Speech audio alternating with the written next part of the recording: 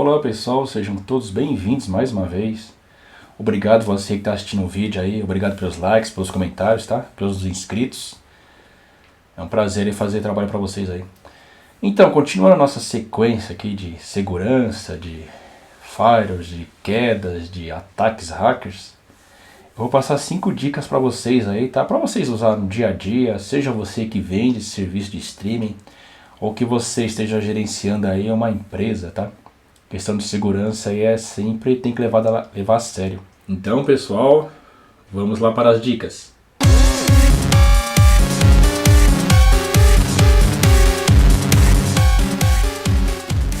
Então, das 5 dicas que eu vou passar agora, a primeira eu falo o seguinte: é você bolar uma política de segurança. Aí você tem que levantar todo um cenário da sua empresa, as pessoas que vão acessar, os equipamentos que tem. No caso de uma empresa, se é um servidor Linux que está compartilhando os arquivos via Samba, se é um servidor Windows com algum banco de dados, lá SQL Server, se vai ter o acesso remoto, se tem que usar VPN, quem são as pessoas que vão acessar, onde vai ficar os serviços aí. Então você tem que levantar toda a política aí de segurança, no caso até de servidores de streaming IPTV aí, apesar que é mais centralizado, fica na internet, mas tem que ter todo um cuidado aí, tá? Com o usuário, com senha, com hardware, com firewall, principalmente aí, tá? Pra você não ter aquela surpresa lá de que ficou 5 horas, 6 horas, um dia fora do ar aí, porque alguém invadiu aí seu sistema. Eu vou explicar por quê, como ocorre isso daí, tá? Como você pode se precaver. Mas a primeira dica é essa daí: se levanta todo um cenário aí para você ter a melhor decisão, o tipo de hardware que você vai usar, se é software, e para você se precaver para dor de cabeça, tá bom?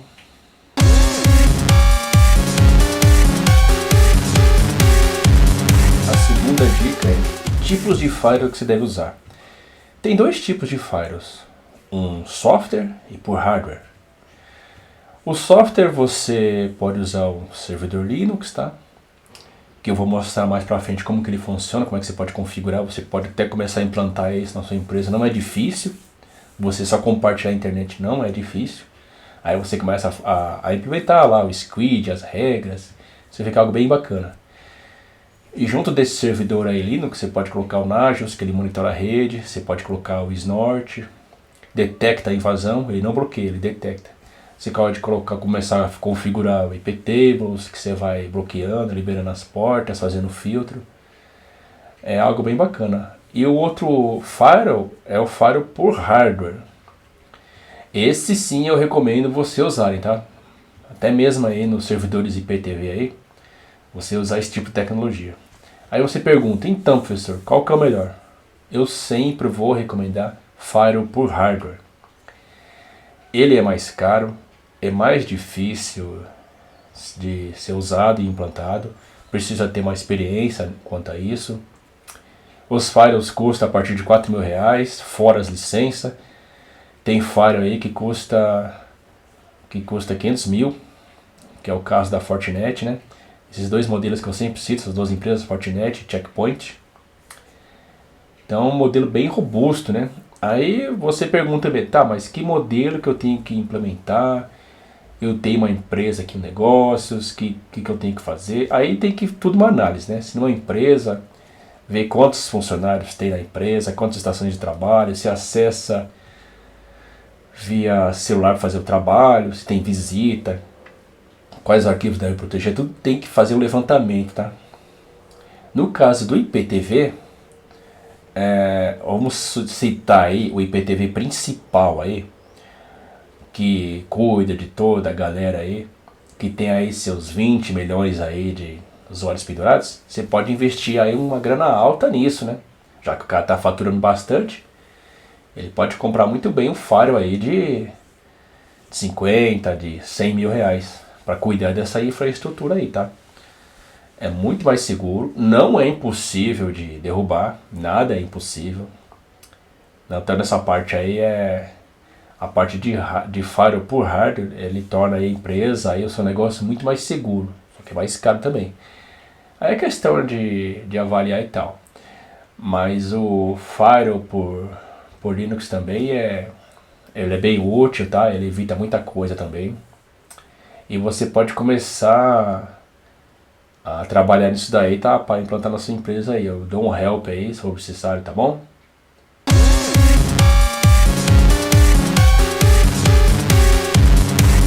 E a terceira dica aí é usuário e senha iguais, senhas fáceis. Por exemplo, no caso do IPTV aí, a pessoa cria um login aí, cliente 10.512, senha cliente 10.512, para facilitar a vida, para não ter muito trabalho, já copia e cola. Só que isso aí tem um problema grave, tá? Embora a pessoa possa até colocar um marketing aí, né? Pô, o cliente 10.512, então quantos clientes esse pessoal tem, né? Isso é um erro grave aí de ficar colocando o mesmo usuário e senha. Por quê? Porque essa é a tentativa de invasão, uma das tentativas. É colocar o mesmo login e a mesma senha. Vocês já se depararam, você que vende, que vive disso, já se deparou que já saiu do ar aí o serviço que você paga, que você compra os créditos? Ah, que foi invadido e tal? É uma dessas questões aí. O invasor usa o usuário, mesma senha.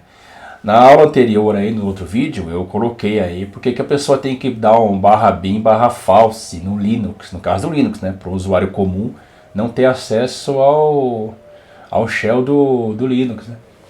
Para evitar justamente isso daí, porque se a pessoa coloca um usuário sem senha dando permissão para acessar os sistemas, ele vai indo embora. Mesmo com o usuário comum, ele dá para ele fazer um estrago aí, dá para parar o sistema, tá? O que é recomendável? Ter um sistema que gere uma senha automática, aquela senha lá complicada, com maiúsculas, minúsculas, números e caracteres.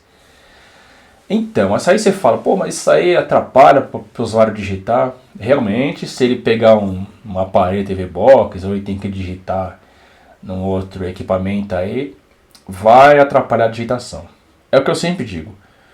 Mexeu em segurança, baixa performance. Porque tem esses casos aí, se você deixa uma senha fácil, a pessoa logo vai digitar rapidamente, ou copia e cola e tal.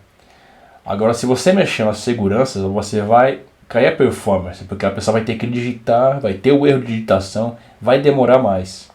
E não aceitar também copia e cola, tá? Tem sistema que é isso. Então, vocês têm que ter mais certos cuidados aí, que é simples, mas que ajuda muito aí, tá? Essa parte aí de usuário nunca cria o mesmo usuário e senha, que tem muitos sistemas que nem permite isso, mas se você ver aí, você vai ver que é uma falha de segurança gravíssima aí, tá?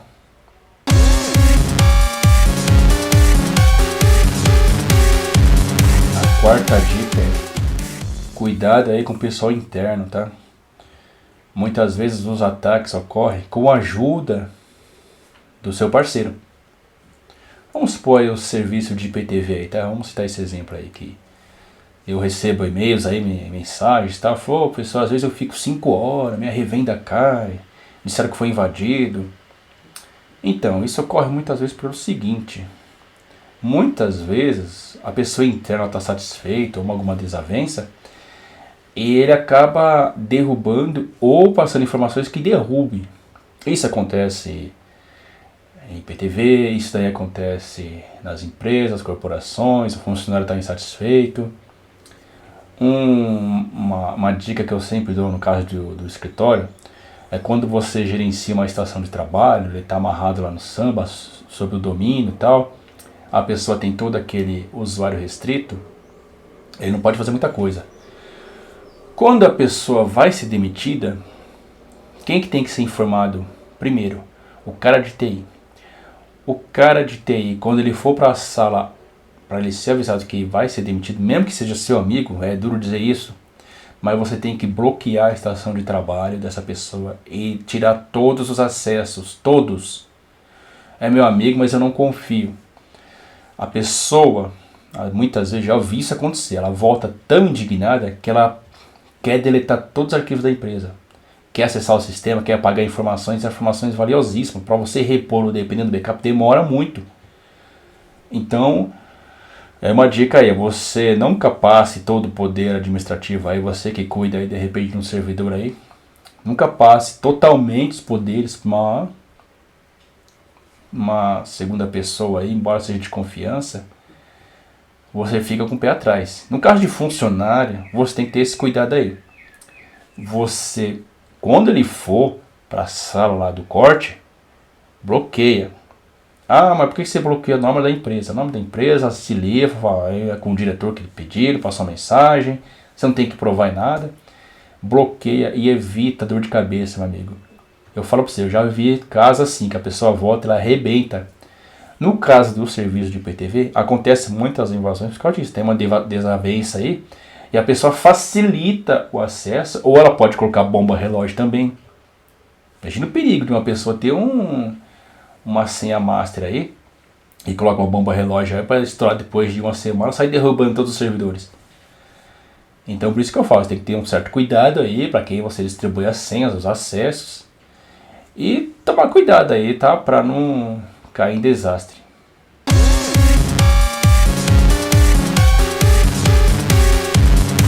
a quinta dica é desastres. Quando é atacado, quando derruba tudo, o que você tem que fazer? O que tem que gerenciar? Quem que você deve acionar? Vamos supor o seguinte, aí você na sua empresa aí, você está rodando um serviço de firewall do Linux ou um firewall por hardware, aí você tem os serviços lá de banco de dados, você tem o Samba para compartilhar redes, vamos supor que é uma empresa de médio porte, e consegue invadir o seu sistema e danificar. O que tem que fazer? Tem muitos casos aí que você pode voltar rapidamente, mas sempre ter o backup atualizado, tá? Tem casos que backups ocorrem a cada 1 hora, o backup, quando ele tem muitos arquivos, ele ocorre no final do dia, ou ele mexe o incremental ou o diferencial, que só copia o que foi alterado, ou só copia os novos arquivos. Tem toda uma política aí, tá? Mas se derrubar, você tem que ter uma segurança aí, um repor dessas informações o mais breve possível. No caso também do serviço de IPTV, que derruba aí o servidor principal aí, fica a maior galera sem. Tô citando exemplo aí mesmo sendo pirata, tá? O que deveria ser feito? Por isso que eu cito a empresa e esse serviço aí. Tem que ter um backup, já que a pessoa aí, o dono do serviço aí tem milhões de pessoas penduradas, ele tem que ter um backup. Ele tem que ter um servidor cluster, que faz uma cópia idêntica da outra. No caso de pane de hardware, ele tem que ter uma cópia. E nesse caso aí é uma cópia, pode ser 3 vezes por dia, ou hora em hora, né? Copia os novos usuários. Mas se ocorrer um ataque desses, ele tem que já ter uma política de repor logo tudo em seguida. Não pode demorar muito. Aconteceu caso aí que demora, em caso de bancos aí, demorar para repor o serviço, só que banco é isso porque banco é uma bela de uma estrutura, né? E no caso de ter algum desastre, ele já tem um serviço de backup todinho, um data center todinho para repor essas informações o mais breve possível. Teve um ataque aí do Facebook aí e tal, do WhatsApp, que ficou um tempão aí, né? Esse ano aí ficou um tempão fora do ar. Ali é que é coisa gigante ali, então o dano ali foi muito grande, ficou muito tempo fora do ar. Mas é uma questão que você tem que levar em consideração, porque quanto mais tempo você ficar fora do ar, menos os clientes vão confiar em você, né? Imagina, você vai ficar lá e de repente sai do ar porque teve uma invasão, falou, pô, que segurança eu tenho, meus dados estão lá também. Então tem várias políticas aí, tem servidores de backup, como eu citei o cluster, tem os backups, tem todas as rotinas, tem o hardware que tem que ser algo robusto aí para fazer toda a cópia instantaneamente. E para você não ficar na mão mesmo sofrendo um ataque.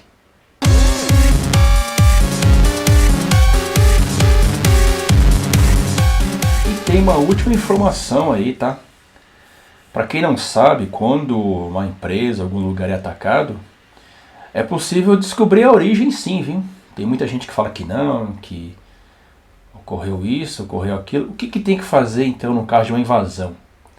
Primeiro, detectou a máquina que foi invadida, isola. deixa isolada, desliga, tira da tomada.